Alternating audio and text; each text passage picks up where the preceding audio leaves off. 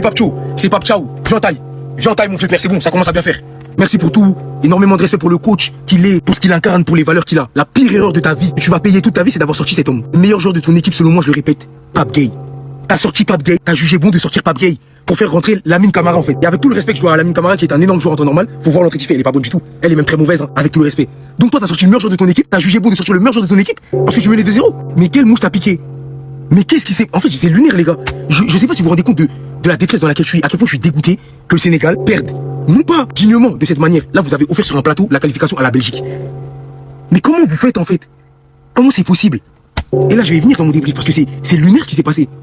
Mais pourquoi toujours nous? Pourquoi toujours les mêmes? Pourquoi toujours les mêmes scénarios? Vous en avez pas marre, les gars? Sérieux? Eh les gars, Papchao, il nous a bicrave. Là, ça s'appelle vraiment bicrave. Il a saboté le match. Le Sénégal dominé. Il dominait cette équipe de la Belgique. Il est venu la ramener ses bourrades, ses milieux de terrain défensifs qui puent sa mère. Claire et net dans toute sincérité. Il a fait rentrer Lamine Camara. Lamine Camara. Il a fait rentrer lui et Papa Tarsar. Ils ont niqué le dynamisme du Sénégal. Et j'ai trop la haine. Il n'a pas cherché midi 14h, c'est lui qui nous a éliminés. C'est lui, il a rien montré toute la compétition. Toute la compétition. Même la CAN, c'était la même chose. Il a rien montré du tout. Il nous a bicrave. Il a causé un penalty. Premier ballon, carton jaune. Il a été fantomatique. Ça, son entrée a tué le dynamisme du jeu du Sénégal. En fait, Papchao, il a fait des changements pour faire des changements. Changer pour changer, ça sert à rien. Et bah là, c'était à notre portée. L'équipe du Sénégal jouait bien. C'était même pas genre la Belgique qui mettait une pression. Encore tu dis mettre une pression, là tu vas renforcer ton milieu de terrain. Non. Et la Belgique, ils étaient étouffés. Et il fallait qu'ils fassent ces changements à ce moment-là. Moi, ça y est, c'est terminé. J'abandonne avec le Sénégal, c'est fini, c'est terminé. Je sais bon. Moi, j'arrête. À 2-0, à la 85e minute, je me dis que je vais aller faire une vidéo sur Papchao pour le féliciter parce qu'il a appris de ses erreurs sur les matchs de phase de poule, qu'il a fait beaucoup de changements et qu'on a vu la différence sur ce match contre la Belgique. Et puis quand ils prennent ces 2 buts, tu te dis une chose, c'est que sa lecture du match, elle a été catastrophique. Et quel dommage, parce qu'il avait fait des choix très forts qui lui avaient donné raison sur le terrain. Il avait appris de ses erreurs, on avait fait des vidéos, on avait dit Iliman Ndiaye, il a accepté de sortir son capitaine Koulibaly pour mettre Pathé Ciss qui avait fait un super match. Il y avait des choses qui étaient bonnes. Mais comment il se flingue tout seul avec la lecture du match? Elle est catastrophique. Iliman Ndiaye, il fait un match de fou, il est en jambes, il tient les ballons. À 2-0, ton joueur technique qui tient les ballons, tu le laisses sur le terrain. Pape Gueye, Habib Diarra, qui sont tes meilleurs milieux, qui font un match exceptionnel, qui imposent une densité physique extraordinaire à l'adversaire, qui aident toujours les défenseurs lors des replis défensifs, qui ont un volume de jeu énorme. Pourquoi ils sortent? La lecture du match de Papchao, elle est catastrophique. Et Dieu sait que j'aimais beaucoup cet entraîneur. Je l'aime toujours, ça n'a rien à voir avec le foot. Mais là, tactiquement, je peux pas rester sans voix. Je peux pas rester sans rien dire. Il faut être objectif. La lecture du match, elle a été catastrophique. C'est pas uniquement lui, hein. Mais si jamais malheureusement le Sénégal réalise une faute professionnelle immense en sortant d'un match où il menait 2-0 à la 86e, eh ben il a aussi sa part de responsabilité. Papchao a éliminé le Sénégal à lui seul. Aujourd'hui, l'erreur vient du coaching. Papchao, t'as du sang sur les mains. Aujourd'hui, l'erreur, elle vient de Papchao, les gars. Je vous le dis, l'erreur, elle vient de Papchao. Il aurait jamais dû toucher au milieu de terrain. Les changements qu'il a fait ont déstabilisé l'équipe complètement. Tu sors ton meilleur milieu de terrain. Pourquoi? Il fait un excellent match. Même Pape Gueye, dès qu'il est sorti, il a senti la patate. Même lui, il était pas content de sortir, il savait. À la place de Pape Gueye, tu fais rentrer Lamine Camara. Dès qu'il rentre, il prend carton jaune. Et à la fin, c'est lui qui fait la faute sur le penalty, frère. Voilà. Que des erreurs aujourd'hui, le coaching. Désolé, hein. Mais c'était catastrophique, Papchao. Catastrophique. L'équipe qu'il avait mis au début, c'était nickel. Pourquoi tu fais des changements, Papchao? Pourquoi? Ton équipe, elle était bien. Il y avait 2-0. Qu'est-ce que tu fais? Ah, le Sénégal, je sais même pas quoi vous dire. Vous devez être tellement déçus, tellement dégoûtés. Force à vous les frères. Se prendre une remontada comme ça en pleine Coupe du Monde, là, la nuit elle va être longue. Force à vous les frères. Ne gâchez pas tout le travail que vous avez fait depuis tant d'années. Vous êtes quand même une grosse nation africaine. Force à vous les frères et on est toujours ensemble quoi qu'il arrive. Hein. L'Algérie, on va prendre le relais les frères. L'Algérie, on va prendre le relais, Inch'Allah. Sénégal, on est ensemble les frères. Dans la victoire comme dans la défaite. Papchao, merci pour tout. Voilà, c'est un Sénégalais, ça reste notre frère. Mais voilà, merci pour tout. Mais stop. Voilà, comment déjà tu peux venir en Coupe du Monde? Les gars, on n'a même pas d'équipe type. Je sais même pas c'est quoi l'équipe type. Tout le temps, l'équipe échange. Des fois, je découvre des joueurs. Il a pris des joueurs qu'il a jamais fait jouer, que là, il les a fait rentrer en saison de finale. Tu comprends rien. C'est incompréhensible. À la fin du match contre la Belgique, les gars, c'est comme si une petite équipe. Genre, ça fait rentrer des joueurs comme ça au hasard. Bon, toi, t'es un peu frais, vas-y, viens, rentre. Non, les gars, c'est pas professionnel. C'est pas professionnel. Pape Gueye, il est sorti à la 60e minute. Pape Gueye, comment il sort? Pape Gueye, il était remplaçant le match d'avant. Comment un match comme ça, tu sors de tels joueurs? Comment Sadio Mané, il est resté autant longtemps comme ça sur le terrain? Tout le monde nous voyait qu'il était KO. Comment? Non, dans ce match-là, les gars, il y a juste un joueur qui m'a fait kiffer, les gars, c'est Gana Gueye. Voilà, Gana Gueye.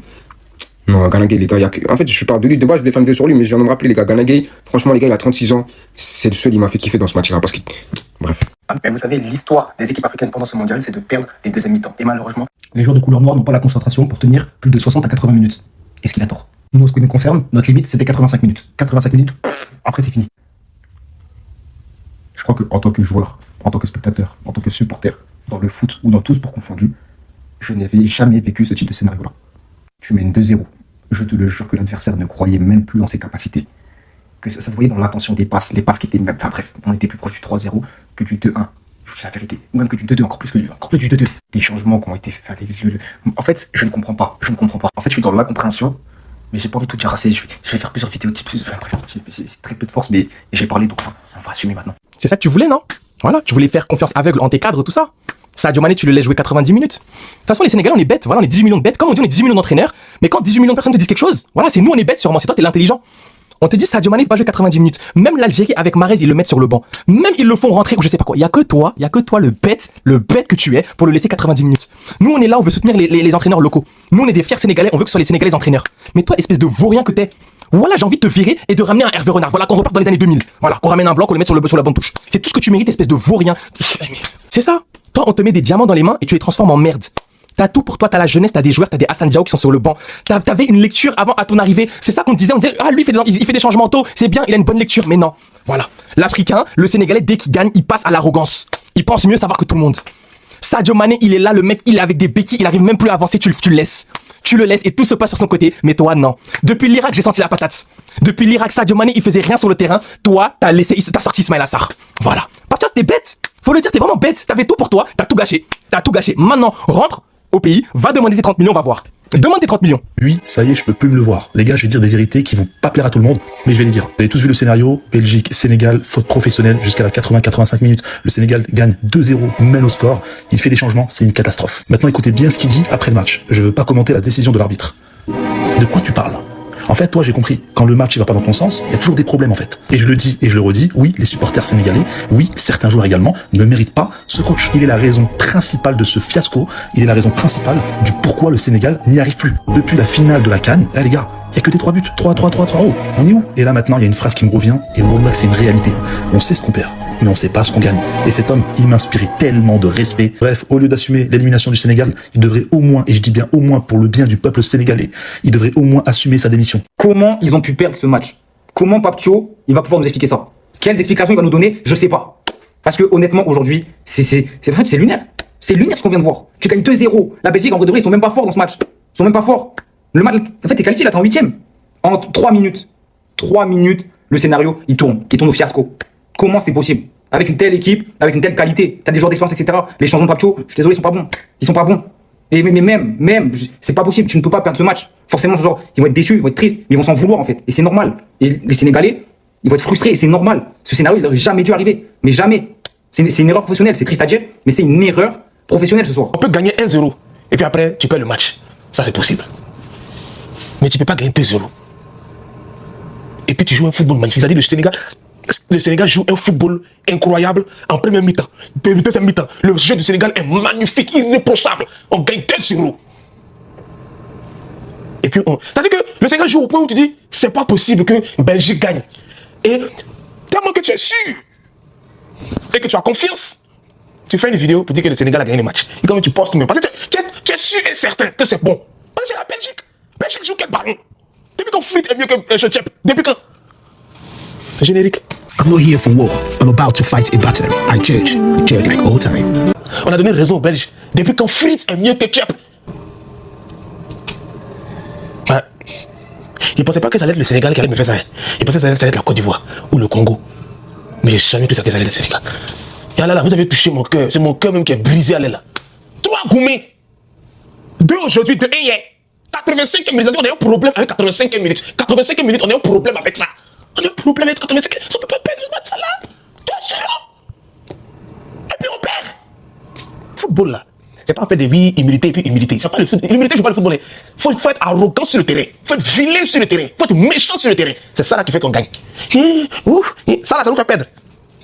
On a été humble ici. On n'a pas de pas. C'est celui qui est fort, celui qui travaille qui gagne. On va dire la vérité. C'est celui qui est fort, c'est celui qui travaille qui gagne. La France n'est pas humble. La France là, ils sont pas humbles. Il n'y a pas un monde où la France est humble. Mais s'ils tabassent, c'est parce qu'ils sont forts. Donc on a qu'à de dire que oui, on doit être humble, on doit être humble, on doit être fort. C'est pas humilité ça. Humilité là, c'est quand tu es fort, maintenant tu peux devenir humble. Mais quand tu es nul, tu cherches pas à être humble, tu cherches à être fort d'abord. Et puis maintenant après, tu cherches à être humble parce que tu es fort. Quand tu es nul, tu ne peux qu'être humble. Et pas pour la Côte d'Ivoire, et pas pour tous les pays africains. On doit être fort. On doit pas être humble seulement. Les joueurs sénégalais, ce que vous avez fait, c'est impardonnable. C'est impardonnable envers tout le peuple sénégalais et même les Africains. C'est pas possible de faire ça. Déjà, tu menais 2-0 à la 86e minute. 86e minute, il y avait 2-0. Et t'arrives à faire une faute. Avant les pénaltys, il y a eu pénalty avant les pénaltys. En prolongation, dernière minute des prolongations. Tu vois, tu fausses le joueur. Pénalty. Pour la Belgique, l'une des pires Belgiques de l'histoire. Vous donnez le match comme ça. Vous donnez le match comme ça. Est-ce que vous avez pas honte, les gars? J'ai même pas les mots. Même le coach, n'importe quoi, les changements, ce qu'il a fait. Il a désorganisé l'équipe. Les gars, catastrophe. Boris Joe, des catastrophes. Les gars, j'ai pas les mots. Je pense sérieusement, moi, ça me fait mal au cœur. Parce que connaissant le peuple sénégalais, la mort qui porte pour le pays, limite, c'est peut-être une insulte ce que vous avez fait, les gars. Vous pouvez pas faire des trucs comme ça. 2-0 à la 86e minute. Et tu lâches le match comme ça. Tu menais 2-0 à la 86e minute. Et tu prends un penalty avant la séance des penalty. Ça, c'est du jamais vu. Avant la séance des penalty, tu prends un penalty. La seule équipe africaine un peu avec le Sénégal, avec le Maroc que je comptais un peu sur vous. Les gars, c'est non. Franchement, je suis énervé. Le coaching de Pape Thiaw contre la Belgique a été catastrophique. La décision de sortir Pape Gueye alors que ton équipe menait 2-0 et contrôlait le milieu de terrain, c'est incompréhensible. La décision aussi de sortir Iliman Ndiaye qui faisait un très bon match, notamment dans les replis défensifs, là encore, c'est incompréhensible. Et malheureusement pour le Sénégal, pour moi, c'est ces choix-là qui ont permis à la Belgique de revenir en toute fin de match. Et franchement, je trouve que le Sénégal peut avoir beaucoup de regrets après cette élimination. Ils avaient réalisé le coup parfait jusqu'à l'heure de jeu. Une ouverture du score assez tôt dans le match et plus que mérité David Diarra. Et derrière cette ouverture du score du Sénégal, on a vu une équipe en totale maîtrise qui a même pu doubler la mise au retour des vestiaires. Et malheureusement, à partir de l'entrée de Lamine Camara et Dembaye, tout s'est compliqué pour le Sénégal. On a commencé tout doucement à avoir une équipe du Sénégal qui laissait beaucoup trop d'espace à la Belgique, des joueurs sénégalais qui n'étaient plus assez proches du porteur du ballon et qui laissaient trop jouer les Belges. Et avec tous ces éléments, ce qui devait finir malheureusement par arriva, la Belgique a réussi à repasser devant. Et cette image, elle est à la fois déchirante et belle à regarder, un Lamine Camara qui s'en veut en toute fin de match, avec ses coéquipiers autour de lui pour le réconforter, mais malheureusement, il a été l'un des grands artisans de la défaite des séances ce soir. Car pour moi, son entrée et sa prestation illustrent le manque d'inspiration de Pape Thiaw aujourd'hui. Les gars, défaite 3-2 du Sénégal face à la Belgique. Que dire, il y a beaucoup de choses à dire. La première chose à dire, c'est ça. 85e minute et 34 secondes. Je suis en voiture, hein, ça bouge beaucoup. 85 minutes et 34 secondes, il y a 2-0. 88 minutes et 22 secondes, il y a 2-2. Ça s'appelle une faute professionnelle. Au final, ça va en prolongation et la Belgique qui gagne 3-2. Première chose, les remplacements de Pape Thiaw. Mauvais.